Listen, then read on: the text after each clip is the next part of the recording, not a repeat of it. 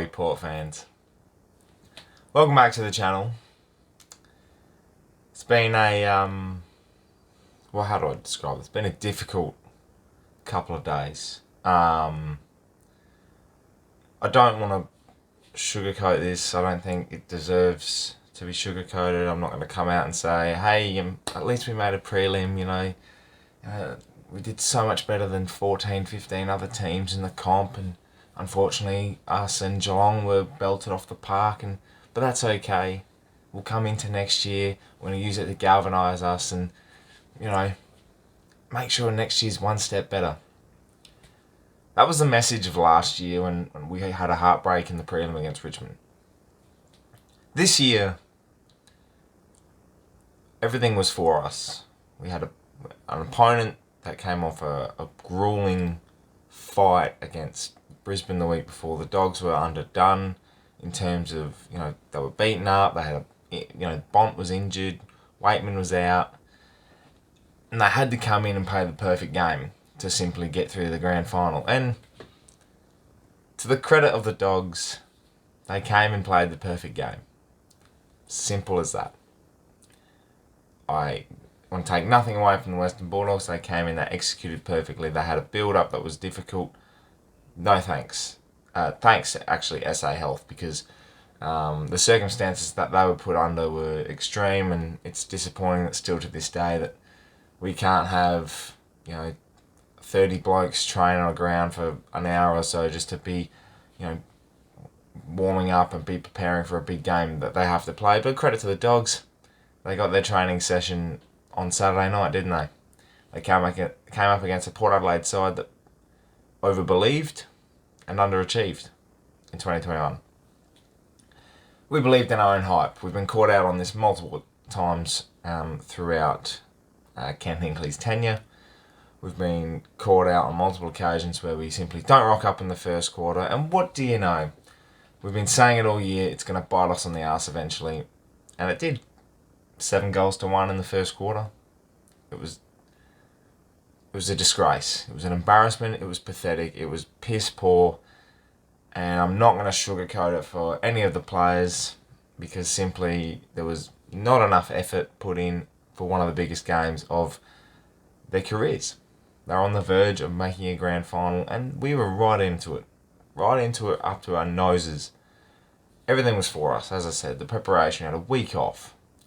We had a home final, we had our fans, and as I said with the Western Bulldogs, they had difficult circumstances to build up. But we've seen throughout this year that those difficult circumstances seem to galvanise the opposition, and somehow they can come over the top of us. We saw Geelong in round 13 when they came to Adelaide, and they were simply flying in, flying out, weren't allowed to train, stayed at the ground the whole day, and came in, just all that energy bursted out into the park, and within 15 minutes on Saturday night, this game was done. Done. How can you go into a prelim final at home in front of your fans, and I know fans left at half time? You've simply rocked up and smacked each and every one of them in the face. And to the thousands more that were at Alberton, thousands more that were watching from home, interstate, they were preparing. Everyone was so excited. This was our biggest opportunity. And we blew it. We failed. We choked. What does that come down to? What excuse can people possibly come up with to say this happened for that reason? There is no reason, no excuse that this happens. And it's pathetic. To sit here now, processing this loss, it's been very difficult. On a personal level, very difficult, because I had a grand final on Saturday as well, unfortunately lost. So when you go into the prelim, you're thinking, maybe Port Adelaide can cheer me up. There's a very good opportunity. I'm expecting a fight. It's going to be a close game. You can feel it. It's going to be one of those games. And we didn't rock up. Not to say, now, you don't come out and say players didn't want it. They're playing a prelim final, of course they want it. Of course they're going to be building up all this energy. But it's just not good enough anymore. It's getting tiring. It's getting, hard to accept these things. And when you get to a point where now we've lost 2 prelims in a row, we've finished top 4 2 years in a row, where does that stand for us? Does that say we're good enough now, just not at the level where it is to make the week after? When you get to a prelim final, you're on the verge of being grand finalists, on the verge of winning a premiership. And if you can't find the edge to get there, then you simply won't have it. It's twice in a row now. Last year, you're playing one of the great teams, in a dynasty, Richmond, away from home. They were, and they came across and they won. Fair play. All right, they're a great team. They knocked us off the park. We thought, all right, coming into this year, we've been through all the adversity, all of injuries that we've had, the constant setbacks with COVID and everything that's happened. You come into a final series with such momentum, 6 in a row. You beat the Dogs at Marvel from coming back from 4 goals down. Then you go and play the perfect game of football against Geelong. And you know what? Some people are saying right now Melbourne played their grand final against Geelong on Friday night in their prelim. Completely disrespectful, that comment. But you know what? Port Adelaide played their grand final in that qualifying final against Geelong. It was the perfect game. In fact, it was too perfect. Too perfect for Port. And we believed in our hype. And the worst thing possible was actually having the week off. Because it could be, resting players and all of that, and that's great. We had 2 weeks to believe in our own hype. 2 weeks to have a preparation where we actually went into this game cocky. Similarities for 2007. I've seen these similarities. I've heard Kane Corns talk about it. And there's very much a lot of similarities. To get blown off the park by 71 points at home against the Western Bulldogs in a prelim is shit. In Koshi coming out and saying, you look at the stats, you look at the facts that Ken is the man for the job. He's been coaching for nearly 10 years now. Are we going to get anything from this? The longest tenure as a coach without a premiership, without a grand final appearance, 3 prelims, 5 final series. I don't know what more can be done. I don't know what... We got the perfect team, perfect setup, perfect balance. It's all there. The game plan's good enough. We know it's good enough. We can't get 22 players hyped up enough to come out and burst out of the blocks after having a week off from a qualifying final win on the verge of making a grand final. I can't speak any more facts than that. Looking at the game itself, I sat there and I watched it. But after halftime, it was very difficult to watch. After the day I had, after everything that was happening, it was very difficult to watch. I cried after they went up 50 points. I sat there and I cried. Tears were flowing. It took a lot out of me that day, and it was a very emotional day. Still is emotional, and it's still hard. And everything now that we're going to cop from opposition supporters, from the media, the scrutiny we're going to get, absolutely deserved. I feel sorry for the fans, most important, because we have to try and defend ourselves and try and accept and cop all of this flack that we're going to get from media, from opposition fans, and we can't change the result. We never could influence the result. We could try our best. We can support. We've done all of that. We've done everything right. And the Port fans that were there that night, the Port fans that were sitting at home, we sat through it, we watched it, and we just couldn't handle that. How can you be that let down? And then now we have to deal with 6 months of scrutiny, 6 months of questioning. The Ken Hinkley haters are out. All of these prior accounts and social media and all of those fans that have come out, and they're now out of the woodwork because they now can scrutinise the club. It's,